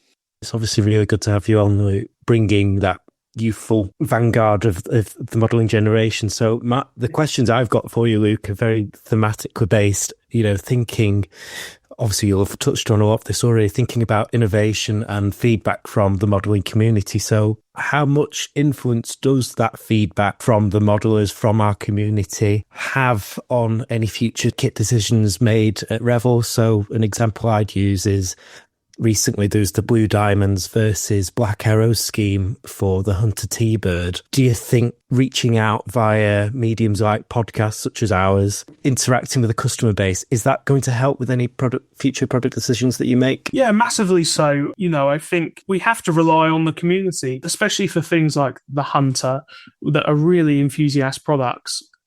It can't hurt to engage people. And, at the end of the day, we're more likely to sell them if people feel invested in the product and we've been transparent as a company and they can see where we're going with it and sort of the ambitions of the brand. Engaging with podcasts such as this one and other YouTube channels, all good publicity. Any publicity is good publicity, but, it's good to get the Revell name out there and show more of what we're doing, because I think most people would agree that Revell within the enthusiast market had sort of fallen back a bit, and people maybe weren't so aware of releases that were coming out. So to make it more of an event when we announce a new product. And how do we do that? We do it on podcasts such as this and try and put a bit of a personality to the brand. Unfortunately for this one, you're stuck with mine, but it's a case of engaging with fans for the better. And in terms of how does it affect future kit decisions, if we not talking marketing decisions, but actual subject choices, what do we develop new next year, the year after? It's a huge input. We always joke, people will come up at Telford and say, oh, you should do this one-off prototype. It only ever flew. Well, it never flew and there's no photos of it, but you should do it. And me and my mates would buy it. And that's an extreme example, of course. And you sort of laugh it off and go, yeah, sure, mate. But for every one of those, there's another good suggestion that comes in. And it might not even be a whole new tool. It might make you look at a product that you had forgotten about in the catalogue. Our catalogue's so vast that you can quite often forget, oh yeah, we do have that in the tool bag, or that's an interesting idea for the Matchbox items we own, and stuff like that. It can really give a spark that obviously then we go back into our little hobbit hole in Germany and try and develop into a product that people are going to buy. But I think people do underestimate the value of community and the suggestions we get. It is such a huge part of my job is listening to modelers. Obviously, I have to put on the sensible hat and take stuff with a pinch of salt quite often, but everything that we do has at least been suggested once. That's through the benefit of being suggested about 20 different things every day. But, we've never done a product that no one's ever mentioned. So quite often you'll bring out a product, and I've had this here and at the other brand, that people go, oh, you did that because I told you. Well, yeah, sort of, but it was also in development 2 years before you mentioned it. Yeah. I mean, from one sort of young modeler to another, Luke, I'm going to go out on a limb here and saying there's actually a lot to be said for a Reebok. Yes, a new tool we always want, but actually, how often are some of the best model kits those that were tooled 20 or 30 years ago? One of the examples, I think, with Revell, the two Spitfire Mark V kits in 72nd scale, they were tooled at quite similar times, and Matt's Modelling Minutes did a bit of a video on YouTube unboxing both to compare the toolings, but just bringing those out, and whether it's updating the colour schemes or even bringing colour schemes that haven't been seen for a while back. In the Spitfire, there's one of the ones I've built from Revell. There's actually a Danish version that flew with the RAF. It's absolutely fascinating to see. So I think, there is a lot to be said there for letting the vanguard of modelers today have the same experiences that modelers would have had in the 90s and early 2000s. Definitely. In terms of reboxing, people sometimes lose interest because, yes, it's been out there before. But as I was saying earlier, we have such a vast back catalogue. When we get rid of something out of the range, it's a long time before we then revisit it. So in the case of stuff this year, if you think of the 32nd, the Rado 196 that's coming back, that got released in 2010, I believe, in the double float military version. And then a couple of years later, it was the single float B version. And then we didn't see it at all. And Wongy's shaking his hand there with the single float version. It wasn't as popular as the military one. And that's pretty common. It's just a second version we could get out of the tooling. But that original release was released in 2010. it would have been superseded by the single float version a couple of years later. And they were going for stupid money on eBay. And this might sound really silly, but that's a good way of telling whether we should re-release a kit. If they're going for crazy money, Definitely. it's time to, there's obviously demand there. Unfortunately, Muggins here has to buy a couple kits to develop the re-release. So I was out of pocket massively. But for those lucky few on eBay who had a buyer a few months ago, well done, because the price of the kit dropped massively after we obviously announced we were bringing it out at about 40 or 50 euro. I can't remember what it is, but Yeah. So a Reebox can be huge. If you pick the right subject. There's a really rich vein of Revell kits from the late 90s and from the early 2010s, and there were some really golden kits around there. If you think 7-second Tornado, the best in its class, that was 1997. Fantastic kit, though. Yeah, there's quite a few from that era. Same with the 2010s. You've got the Irado, the FW200 Condor, things like that have never been superseded because they're quite unique.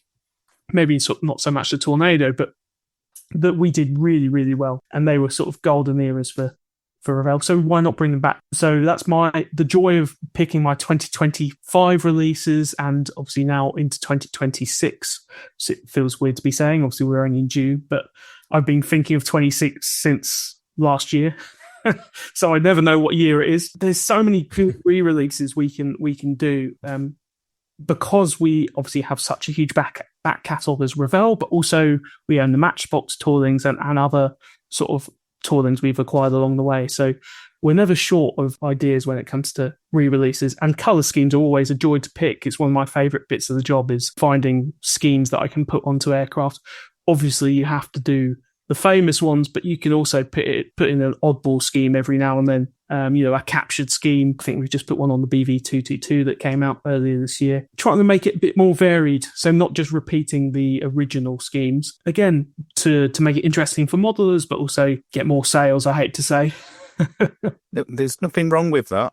What you said regarding the re-releases and obviously the price of model kits, the major one at the minute is the Puma. The old Matchbox 30-second Puma. Because the Puma retired this year, everybody wants to build it in the last scheme. Well, all I can say is I am aware of it, Mike.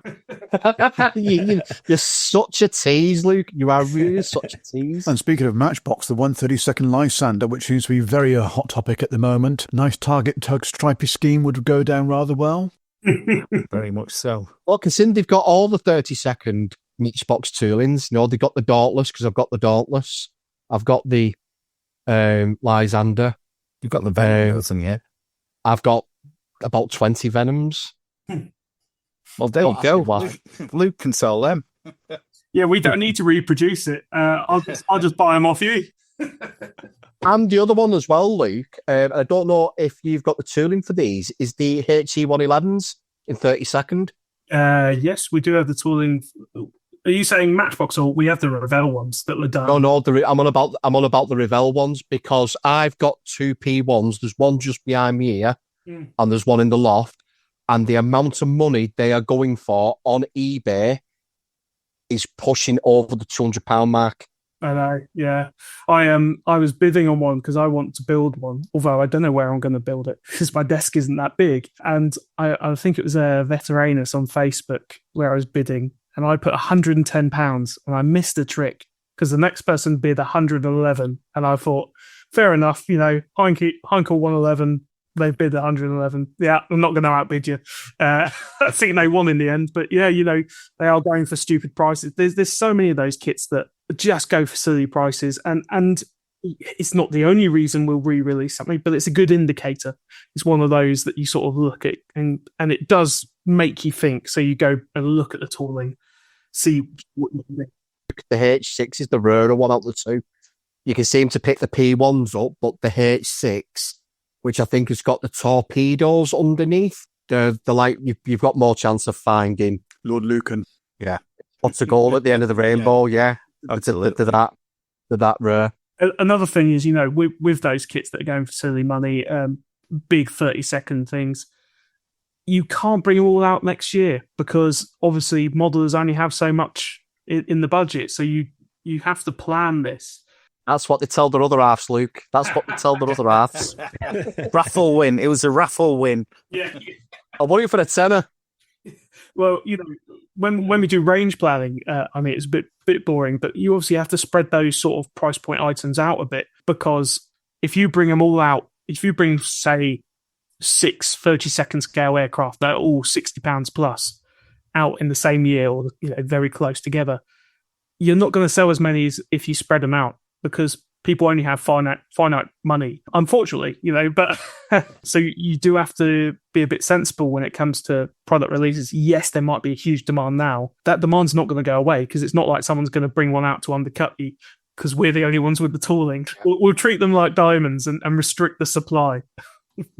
Absolutely, like I said, because you've done some pearlers, like the Unified Typhoon's another one that goes for ridiculous money, especially on eBay, especially the single-seater, because that's the one everybody wants. But it's not the best one out the two, because the twin-seater is the one to have, because it comes with all the weapons that you don't get in the single-seater. Okay. Like the Storm Shadows and the extra Meteors and the AMRAAMs, they're all on the twin-seater, not the single-seater. So what I was saying earlier about if we bring back a kit, someone will say, I suggested that. It must have been me that... is the reason you've brought it back. You'll be saying that in a few years when it appears. You'll go, yeah, that was me. Yeah, but at least it's recorded. So I did have a second one. Obviously, my fault for throwing a curveball in there. Here are episode 2 of the podcast, and I talk quite a lot about the advent of 3D printing. So I've been using it and defending my position against Chairman Wong when it comes to full hull ship kits. Over the last couple of years, 3D printing and digital tooling, it's really evolving, and you're seeing a lot of manufacturers now incorporating, whether it's 3D components, masks, photo etch, even 3D appropriate decals, particularly for in the cockpits.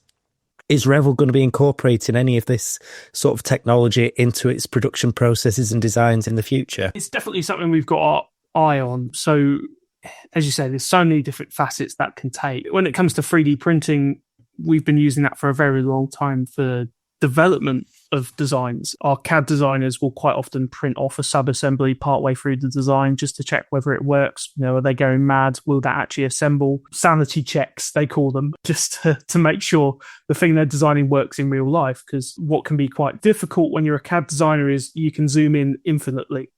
So you think this item is huge and is going to work perfectly. You print it off and you soon realize it's just not viable to put that onto a frame and expect people to assemble it at the end of the day.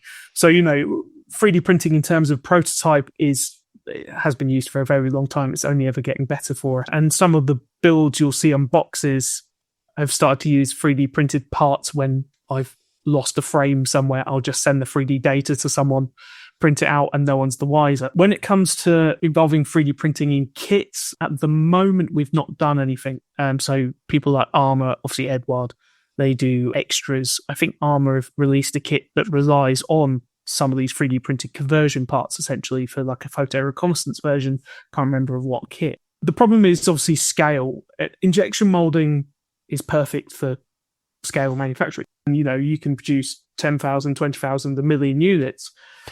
3D printing is obviously a lot more expensive per part. When you're talking about those sorts of numbers, but it does allow you to sort of add to a mold. If we go back to the question about altering the grip and its dimensions, not quite as extreme, but for this Meteor, say I want to add another part, I'm not going to send the tooling all the way back to China. I could come up with some product where we put a small 3D printed part in the box to make a PR10 version, like a conversion parts. Paul's eyes just lit up there. I'm not saying it's happening, but small changes, things that we could to bring a new version to market. It's a possibility, but it's still, I hate to say, it's still in its infancy. It seems to have been in its infancy for a very long time. It is definitely maturing, and it is a lot further on than it was 10 years ago. But there are all sorts of problems, and it's as with any new technology, It's constantly changing and being refined. I think watch this space. I think in the next couple of years, you'll see 3D printed parts appear in some limited capacity, would be my sort of thought on it. At the moment, there's nothing solid in the works. One thing we are doing, though, and this is the beauty of sort of the 3D printer revolution, is where we can, we're looking to start adding little extra CAD files that you can download from the Revell website that you can then print. So, for example, our 737 tooling, the 144 scale one, the winglets on the 800 version are slightly the wrong profile, something we're aware of, but changing the mold just isn't practical. So what we can do, though, for those that are really, really interested in doing it, is offer the revised shaped parts as a file. And if you're that way inclined, you can go and print it off. And what we're hoping to do is start offering stuff like that and giving a list of suppliers that we recommend. You know, there's plenty of people who will print it off for you at a cost, obviously. We don't want to get into the 3D part supplier game. We just want to give that option to people. And so, you know, things like the Meteor, I think the intakes, we've had to slightly compromise one of the small vents on one side just because of the draft. If we were able to then give you the files to print it off, if you really want to have a corrected set without having to go and buy, you know, an Edward version, then we can, because it's of no cost to us in terms of design time. It's something that's already been designed. So that's one thing we're starting to look to do. And that's really a community engagement thing. It's a case of what can we offer as little extras that make Revell better as a company, shows that we're sort of thinking of the enthusiast. I think that's a great idea, Luke. As a suggestion, if you put a QR code in the instructions where if you wanted to open up certain panels, etc., that you've got a printable detail that once you've chopped out the old plastic, you can print out a new 3D element to it and show off the detail of certain electronics, etc. Yeah, exactly. It's pretty limitless with what we can do. The thing that limits us is obviously time and resource from a Revell side, having the freelancer or in-house designer create that stuff. But where we can, it's a nice thing to add. And that's where we really look at incorporating 3D files, 3D printing into our sort of workflow at the moment. When it comes to sort of including 3D printed parts, I think generally you're more likely to see them in our platinum editions, our special edition sort of boxings in the future. I think it's a while until 3D printed kits as a whole are fully mature. You know, the last 2 years, I think they've massively improved. I can't remember who's doing it. Is it Luke Graf that are doing a Grumman Duck at the moment as a whole kit? Yes. And then Airscale were doing the Defiant. Yep. What you'll see is obviously they're a lot more expensive generally, just because it's not designed for mass manufacture, unless you've got a 3D printing farm. But even then, it's difficult because of all the print failures you'll get. Injection molding is a proven technology. That being said, you know that you'll see more of these 3D printed kits coming onto the market, and that's a good thing. I mean, for cottage industry, you'll see a lot more of them as well, because the barrier to entry has always been the cost of tooling. If you think tool is likely to be 100 grand or thereabouts for something like a Meteor, 120 grand or around there, a print is, you know, the cost of the material and the printer. I know we talked about Meteor, but can you tease any upcoming aircraft or helicopters or even space kits which are in development, not giving too much away to the opposition, obviously, which might get me all excited and maybe even Tim? I've been dreading this question because there's not much I can give away, really, but I mean, what can I say? That's a good question. It's got 4 rotor blades, that'll do. Right, I'm going to have to remind myself we're recording quite late at night, so my brain has now officially returned to mush. What have I got coming out next year? Good thing I'm not sharing my screen because I'm just checking my schedule now. That would be quite funny. Yeah. So he's mentioned Lincoln. He's mentioned, Yeah. So there'll be a good few re-releases that will make people happy, I'm sure.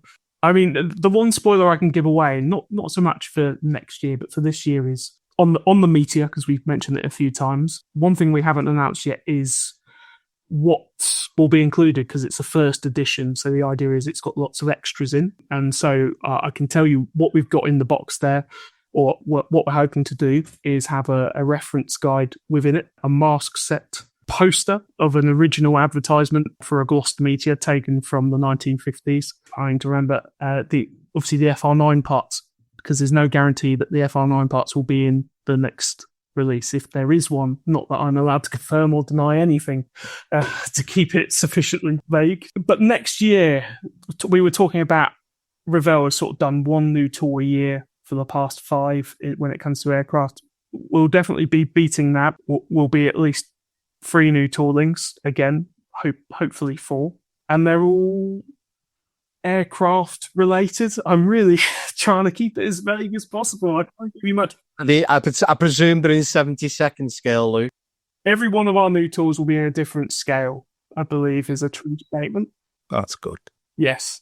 There you go. To keep it sufficiently vague, but also give you something. Okay, Luke, for on the bench down in Australia, can you actually give us a quick summary of what the Australian options are in the box for the Meteor? Yep. So in terms of the scheme, we will do what I believe is sort of the most famous of the Korean War, Hailstorm, as the scheme item, which will obviously feature the ADF fairing that goes on the back of the spine for the Meteor, and obviously includes rockets to make it sufficiently Korean War enough to carry those markings. And that's it in terms of Australia. What we've tried to do with the markings, I think by the time this is released, the markings will have all been announced, is have a varied set. So the idea being, as we were sort of discussing earlier, that we maximise sales in places like Australia by including schemes.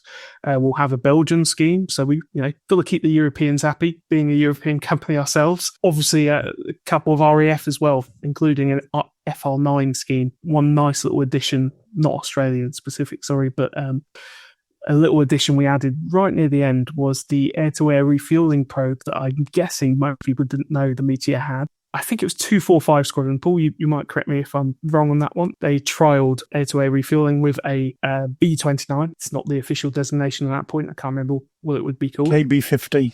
There we go. Thank you. So, we've included that and the relevant scheme to go with. But yeah, in terms of Australian scheme, we've only included one at this time, but it's obviously worth saying it comes with the relevant parts to make Hailstorm, which I believe is the early canopy. And we've also got the other bits such as small, large intakes, early ailerons plus late ailerons, etc., etc. And so whatever sort of Meteor you want to build, F8 wise, you can build it from the kit. So that's the good news. Okay, does it include the difference for your, so obviously alluded the both types of canopy are included in the box. The Meteor had 2 different types of canopy rail, really getting down to the nuts and bolts. Is the likelihood of that is going to be an aftermarket part? No, we have both rails. You full well knew, Paul, it had that because you spotted it on the CAD. So, yes, it does have both rails. Unfortunately, at first, our CAD designer had forgot that both rails were needed. And thankfully, due to yourself, we were able to rectify that before it entered tooling. So, yeah, I'm pretty confident you can say it's the most comprehensive Meteor kit to ever be made. We're past 400 parts in the tooling, so pretty dense in terms of part count. Not helped by the fact there are 48 parts in each engine. That'll do it. I know. I'm breathing. One you like 60 parts or less? Well, in fact, on the date of recording, I've just had pictures of the frames come through. I had one yesterday come through of the engine, but today we had the first 2 full tool pictures come through of plastic, and it's looking good. A few issues that are to be expected in test shot 1, but very, very exciting to see the physical product of the tooling. Oh, you tease, Luke, you tease. It doesn't help the fact that he's actually already sent me a couple of the sprue shots already. Now I'm even more angry. Well, I think the first time the tooling the shot should go on show is Avon. So that's the 3rd of August, I believe. We should have 2 built models as well, being built by a top secret team. Unfortunately, no one on the podcast. Sorry, guys. Noted. They'll be delivered Insulted. to Avon. It's my birthday that weekend, so that's an appropriate present. I'm going to be over the moon when I see them for the first time. Well, as long as they turn up, unlike the show in Germany. Oh, don't remind me. Yeah, for anyone that didn't know, you might have seen a 3D printed prototype appear. But what had happened was I took some photos. James, who had created it, worked through the night. I think he completed it in 48 hours was the deadline. I drove to Swindon to pick it up. Took a photo on the desk to show Paul. Thank God I did, because it got packed away in a box to be sent to Nuremberg Toy Fair. Never made it. About a month later, it appeared in about 400 separate pieces, none of which resembled the ones that would appear on the frame if you wear a proper kit. The courier decided to play football with it, we believe. Such a shame, but at least I took a photo to prove it existed. You see the things I've done for this kit release. Anyway, Luke, thank you very much for your time. I think we've just about exhausted you out, and obviously, as you said, it is late in the evening that we're recording this, so thank you for actually staying up beyond your bedtime for actually doing this for us. Hopefully, you're going to keep us updated in the future on releases from Revell and having discussions of where you don't actually tell us anything, but actually allude to the whole product line for the following year as well at the same time. Luke, thank you very much for your time, and we hope to speak to you again soon. Thank you very much for having me. Cheers. Thanks, Luke. Thanks very much, Luke. Cheers.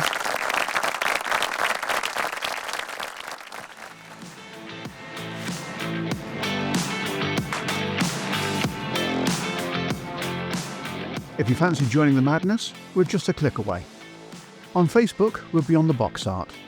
On Instagram, at Beyond the Box Art Pod, where you can find the up-to-date news from manufacturers and suppliers, ask questions, share disasters, or just lurk and silently judge. We salute all types. Oh, and commercial sponsors? Yes, you. If you've got a product or a service or something that might appeal to modelers who spend more time with plastic than people, get in touch. Drop us an email at info@beyondtheboxart.com or ping us on the socials. We're open to ideas, collaborations, and even the occasional bribe. For the full experience, episodes, the background on the team, etc., it's all at www.beyondtheboxart.com. And if you're enjoying the show and want to help us keep the lights on, the glue flowing, and the caffeine stocked, head over to patreon.com/beyondtheboxart. Even the price of a pot of Tamiya paint makes a difference. And no, we won't spend it on decal softener. Probably. If you want to just drop us a line, give us ideas, feedback, or just tell us your cat sat on your half-built Lancaster, email us at info@beyondtheboxart.com. Well, everyone, another marathon episode, and I think grateful for what Luke has told us and the bits that he hasn't told us and the bits he told us afterwards that we're not allowed to go and talk about as well. But from me, thank you very much for listening. Well, thanks everyone for turning up and downloading us again.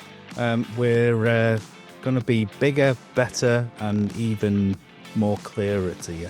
So take care. Happy modelling. Thanks very much for listening, all. Just remember, super glue when used. Always be cautious, because you can stick everything to your fingers. And happy modelling.